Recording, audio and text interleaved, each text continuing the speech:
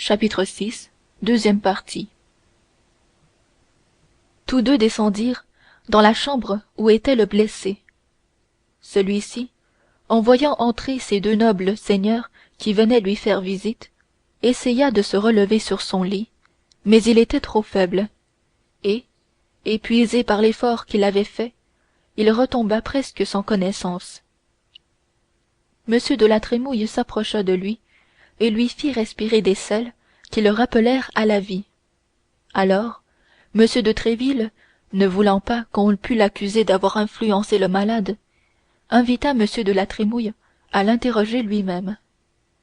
Ce qu'avait prévu M. de Tréville arriva. Placé entre la vie et la mort comme l'était Bernajoux, il n'eut pas même l'idée de taire un instant la vérité, et il raconta aux deux seigneurs les choses exactement telles qu'elles s'étaient passées. C'était tout ce que voulait M. de Tréville. Il souhaita à Bernajoux une prompte convalescence, prit congé de M. de la Trémouille, rentra à son hôtel et fit aussitôt prévenir les quatre amis qu'il les attendait à dîner. M. de Tréville recevait fort bonne compagnie, toute anticardinaliste d'ailleurs. On comprend donc que la conversation roula pendant tout le dîner sur les deux échecs que venaient d'éprouver les gardes de son éminence.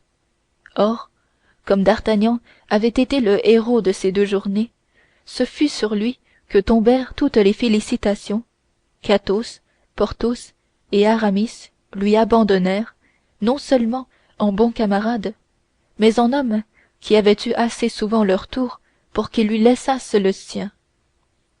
Vers 6 heures, M. de Tréville annonça qu'il était tenu d'aller au Louvre, mais comme l'heure de l'audience accordée par sa majesté était passée, au lieu de réclamer l'entrée par le petit escalier, il se plaça avec les quatre jeunes gens dans l'antichambre. Le roi n'était pas encore revenu de la chasse. Nos jeunes gens attendaient depuis une demi-heure à peine, mêlés à la foule des courtisans, lorsque toutes les portes s'ouvrirent et qu'on annonça sa majesté. À cette annonce, d'Artagnan se sentit frémir jusqu'à la moelle des os. L'instant qui allait suivre devait, selon toute probabilité, décider du reste de sa vie. Aussi ses yeux se fixèrent-ils avec angoisse sur la porte par laquelle devait entrer le roi. Louis XIII parut, marchant le premier. Il était en costume de chasse, encore tout poudreux, ayant de grandes bottes et tenant un fouet à la main. Au premier coup d'œil, d'Artagnan jugea que l'esprit du roi était à l'orage.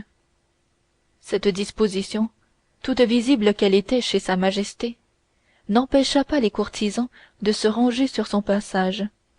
Dans les antichambres royales, mieux vaut encore être vu d'un œil irrité que de n'être pas vu du tout. Les trois mousquetaires n'hésitèrent donc pas, et firent un pas en avant, tandis que d'Artagnan, au contraire, restait caché derrière eux. Mais quoique le roi connût personnellement Athos, Porthos et Aramis, il passa devant eux sans les regarder, sans leur parler, et comme s'il ne les avait jamais vus. Quant à M. de Tréville, lorsque les yeux du roi s'arrêtèrent un instant sur lui, il soutint ce regard avec tant de fermeté que ce fut le roi qui détourna la vue. Après quoi, tout en grommelant, sa majesté rentra dans son appartement. Les affaires vont mal, dit Athos en souriant, et nous ne serons pas encore faits chevaliers de l'ordre cette fois-ci. Attendez 10 minutes, dit M. de Tréville, et si au bout de 10 minutes vous ne me voyez pas sortir, retournez à mon hôtel, car il sera inutile que vous m'attendiez plus longtemps. Les quatre jeunes gens attendirent 10 minutes, un quart d'heure, 20 minutes, et voyant que M. de Tréville ne reparaissait point, ils sortirent fort inquiets de ce qui allait arriver. M. de Tréville était entré hardiment dans le cabinet du roi, et avait trouvé sa majesté de très méchante humeur, assise sur un fauteuil et battant ses bottes du manche de son fouet, ce qui ne l'avait pas empêché de lui demander, avec le plus grand flegme, des nouvelles de sa santé. Mauvaise, monsieur, mauvaise, répondit le roi. je m'ennuie. C'était en effet la pire maladie de Louis XIII, qui souvent prenait un de ses courtisans, l'attirait à une fenêtre et lui disait: Monsieur un tel, ennuyons-nous ensemble. Comment, votre majesté s'ennuie, dit m de Tréville. N'a-t-elle donc pas pris aujourd'hui le plaisir de la chasse? Beau plaisir, monsieur! Tout dégénère, sur mon âme, et je ne sais si c'est le gibier qui n'a plus de voix ou les chiens qui n'ont plus de nez. Nous lançons un cerf 10 cors, nous le courons 6 heures, et quand il est prêt à tenir, quand Saint-Simon met déjà le cor à sa bouche pour sonner l'hallali, crac, toute la meute prend le change et s'emporte sur un daguet. Vous verrez que je serai obligé de renoncer à la chasse à courre, comme j'ai renoncé à la chasse au vol. Ah, je suis un roi bien malheureux, monsieur de Tréville. Je n'avais plus qu'un gerfaut, et il est mort avant-hier. En effet, sire, je comprends votre désespoir, et le malheur est grand. Mais il vous reste encore, ce me semble, bon nombre de faucons, d'éperviers et de tire-solets. Et pas un homme pour les instruire. Les fauconniers s'en vont, il n'y a plus que moi qui connaisse l'art de la vénerie. Après moi, tout sera dit, et l'on chassera avec des traquenards, des pièges, des trappes. Si j'avais le temps de former des élèves. Mais oui, monsieur le cardinal est là, qui ne me laisse pas un instant de repos, qui me parle de l'Espagne, qui me parle de l'Autriche, qui me parle de l'Angleterre.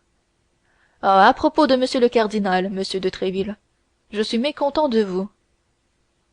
Monsieur de Tréville attendait le roi à cette chute. Il connaissait le roi de longue main. Il avait compris que toutes ces plaintes n'étaient qu'une préface, une espèce d'excitation pour s'encourager lui-même, et que c'était où il était arrivé, enfin, qu'il en voulait venir. Et en quoi ai-je été assez malheureux pour déplaire à votre majesté? Demanda m de Tréville, en feignant le plus profond étonnement. Est-ce ainsi que vous faites votre charge, monsieur? Continua le roi, sans répondre directement à la question de m de Tréville. Est-ce pour cela que je vous ai nommé capitaine de mes mousquetaires, que ceux-ci assassinent un homme, émeuvent tout un quartier et veulent brûler Paris sans que vous en disiez un mot? Mais au reste, continua le roi, sans doute que je me hâte de vous accuser, sans doute que les perturbateurs sont en prison et que vous venez m'annoncer que justice est faite. Sire, répondit tranquillement m de Tréville, je viens vous la demander, au contraire. Et contre qui? S'écria le roi. Contre les calomniateurs, dit m de Tréville. Ah, voilà qui est nouveau, reprit le roi. N'allez-vous pas dire que vos 3 mousquetaires damnés, Athos, Porthos et Aramis, et votre cadet de Béarn, ne se sont pas jetés comme des furieux sur le pauvre Bernajoux, et ils ne l'ont pas maltraité de telle façon qu'il est probable qu'il est en train de trépasser à cette heure? N'allez-vous pas dire qu'ensuite ils n'ont pas fait le siège de l'hôtel du duc de la Trémouille, et qu'ils n'ont point voulu le brûler, ce qui n'aurait peut-être pas été un très grand malheur en temps de guerre, vu que c'est un nid de huguenots, mais ce qui, en temps de paix, est un fâcheux exemple.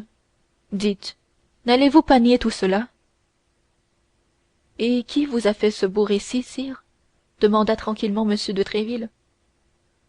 Qui m'a fait ce beau récit, monsieur? Et qui voulez-vous que ce soit, si ce n'est celui qui veille quand je dors, qui travaille quand je m'amuse, qui mène tout au dedans et au dehors du royaume, en France comme en Europe? Sa Majesté veut parler de Dieu sans doute, dit m de Tréville, car je ne connais que Dieu qui soit si fort au-dessus de Sa Majesté. Non, monsieur, je veux parler du soutien de l'État, de mon seul serviteur, de mon seul ami, de monsieur le cardinal. Son éminence n'est pas sa sainteté, sire. Qu'entendez-vous par là, monsieur? Qu'il n'y a que le pape qui soit infaillible, et que cette infaillibilité ne s'étend pas aux cardinaux. Vous voulez dire qu'il me trompe? Vous voulez dire qu'il me trahit? Vous l'accusez alors? Voyons, dites, avouez franchement ce que vous l'accusez. Non, sire, mais je dis qu'il se trompe lui-même. Je dis qu'il a été mal renseigné. Je dis qu'il a eu hâte d'accuser les mousquetaires de votre majesté, pour lesquels il est injuste, et qu'il n'a pas été puiser ses renseignements aux bonnes sources. L'accusation vient de M. de la Trémouille, du duc lui-même. Que répondez-vous à cela? Je répondrai, sire, qu'il est trop intéressé dans la question pour être un témoin bien impartial. Mais loin de là, sire, je connais le duc pour être un loyal gentilhomme, et je m'en rapporterai à lui, mais à une condition, sire. Laquelle? C'est que votre majesté le fera venir, l'interrogera, mais elle-même, en tête-à-tête, sans témoin, et que je reverrai votre majesté aussitôt qu'elle aura reçu le duc. Oui-da, fit le roi, et vous vous en rapporterez à ce que dira monsieur de la Trémouille? Oui, sire. Vous accepterez son jugement? Sans doute. Et vous vous soumettrez aux réparations qu'il exigera? Parfaitement. Lâchez-les, fit le roi, lâchez-les. Le valet de chambre de confiance de Louis XIII, qui se tenait toujours à la porte, entra. Lâchez-les, dit le roi, qu'on aille à l'instant même me quérir monsieur de la Trémouille. Je veux lui parler ce soir. Votre majesté me donne sa parole qu'elle ne verra personne entre monsieur de la Trémouille et moi? Personne. Foi de gentilhomme. À demain, sire, alors. À demain, monsieur. À quelle heure, s'il plaît à votre majesté? À l'heure que vous voudrez. Mais en venant par trop matin, je crains de réveiller votre majesté. Me réveiller? Est-ce que je dors? Je ne dors plus, monsieur. Je rêve quelquefois, voilà tout. Venez donc d'aussi bon matin que vous voudrez, à 7 heures. Mais gare à vous, si vos mousquetaires sont coupables. Si mes mousquetaires sont coupables, sire, les coupables seront remis aux mains de votre majesté, qui ordonnera d'eux selon son beau plaisir. Votre majesté exige-t-elle quelque chose de plus? Qu'elle parle, je suis prêt à lui obéir. Non, monsieur, non. Et ce n'est pas sans raison qu'on m'a appelé Louis le Juste. À demain donc, monsieur, à demain. Dieu garde jusque-là votre majesté. Si peu que dormit le roi, monsieur de Tréville dormit plus mal encore. Il avait fait prévenir dès le soir même ses 3 mousquetaires et leurs compagnons de se trouver chez lui à 6h30 du matin. Il les emmena avec lui, sans rien leur affirmer, sans rien leur promettre, et ne leur cachant pas que leur faveur, et même la sienne, tenait à un coup de dé. Arrivé au bas du petit escalier, il les fit attendre. Si le roi était toujours irrité contre eux, ils s'éloigneraient sans être vus.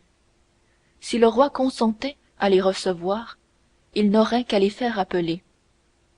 En arrivant dans l'antichambre particulière du roi, m de Tréville trouva la chesnaye, qui lui apprit qu'on n'avait pas rencontré le duc de la Trémouille la veille au soir à son hôtel, qu'il était rentré trop tard pour se présenter au Louvre, qu'il venait seulement d'arriver, et qu'il était à 7 heures chez le roi.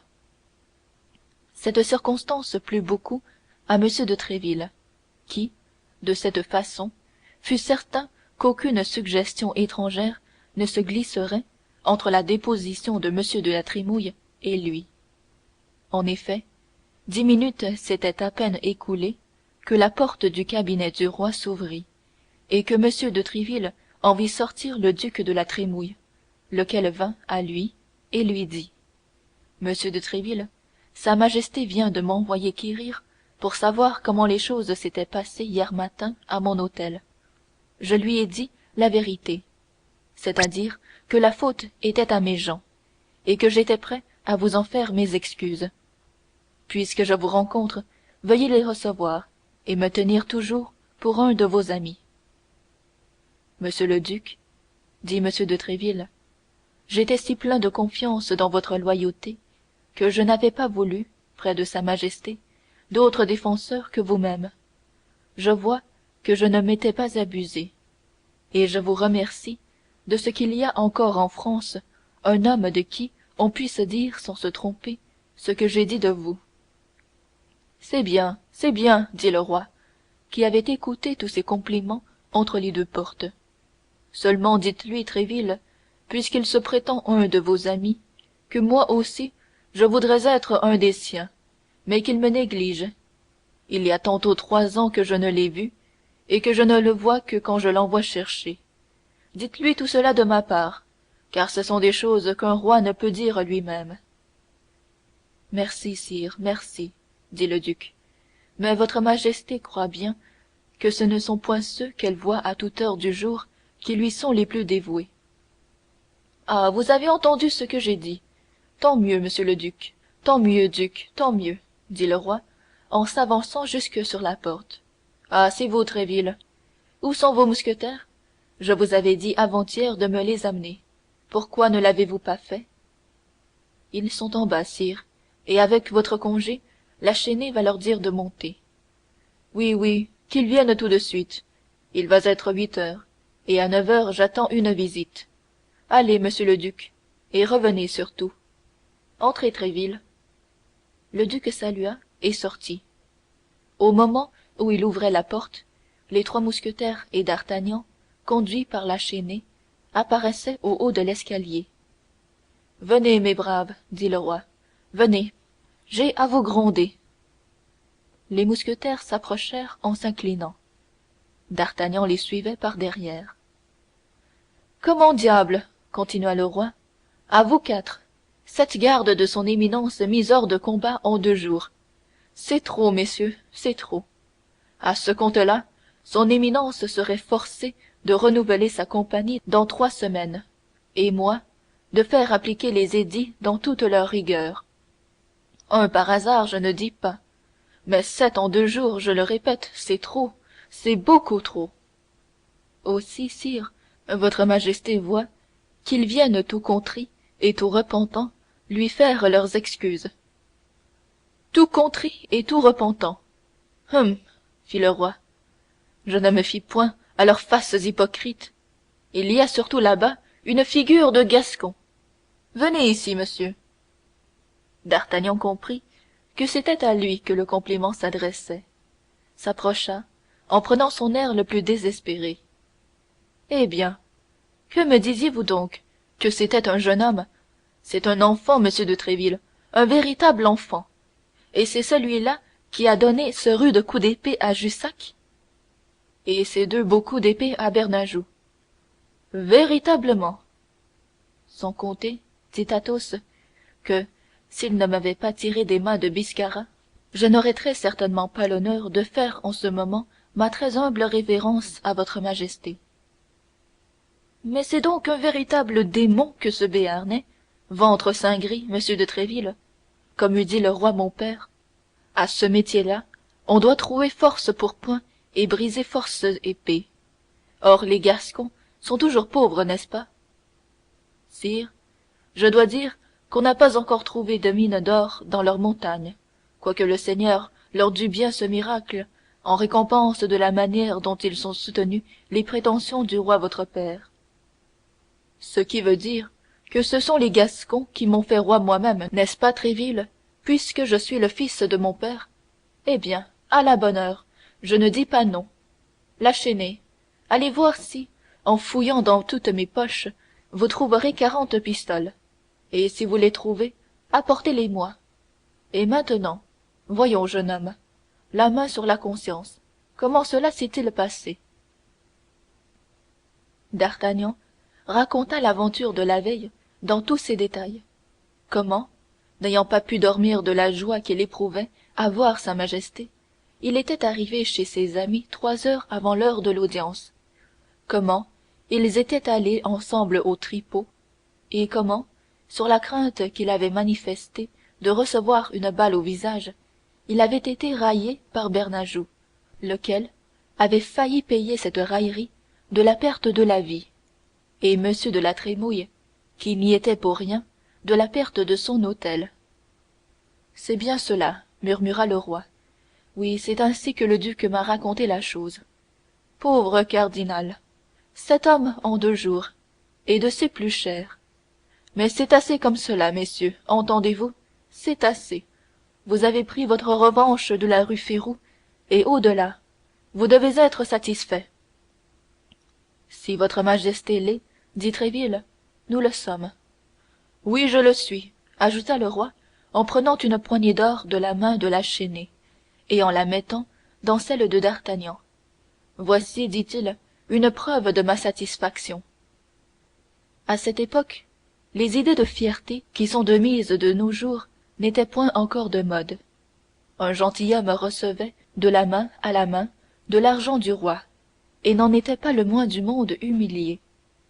D'Artagnan mit donc les 40 pistoles dans sa poche, sans faire aucune façon, et en remerciant tout au contraire grandement sa majesté. Là, dit le roi, en regardant sa pendule, là, et maintenant qu'il est 8h30, retirez-vous, car je vous l'ai dit, j'attends quelqu'un à 9 heures. Merci de votre dévouement, messieurs. J'y puis compter, n'est-ce pas? Oh, sire, s'écrièrent d'une même voix les 4 compagnons, nous nous ferions couper en morceaux pour votre majesté. Bien, bien, mais restez entiers, cela vaut mieux, et vous me serez plus utile. Tréville, ajouta le roi à demi-voix, pendant que les autres se retiraient, comme vous n'avez pas de place dans les mousquetaires, et que d'ailleurs, pour entrer dans ce corps, nous avons décidé qu'il fallait faire un noviciat, placez ce jeune homme dans la compagnie des gardes de M. des Essarts, votre beau-frère. Ah, pardieu, Tréville, je me réjouis de la grimace que va faire le cardinal. Il sera furieux, mais cela m'est égal. Je suis dans mon droit. Et le roi salua de la main Tréville, qui sortit et s'en vint rejoindre ses mousquetaires, qu'il trouva, partageant avec D'Artagnan les 40 pistoles. Et le cardinal, comme l'avait dit sa majesté, fut effectivement furieux. Si furieux que pendant 8 jours il abandonna le jeu du roi, ce qui n'empêchait pas le roi de lui faire la plus charmante mine du monde, et toutes les fois qu'il le rencontrait, de lui demander de sa voix la plus caressante: eh bien, monsieur le cardinal, comment vont ce pauvre Bernajoux et ce pauvre Jussac, qui sont à vous?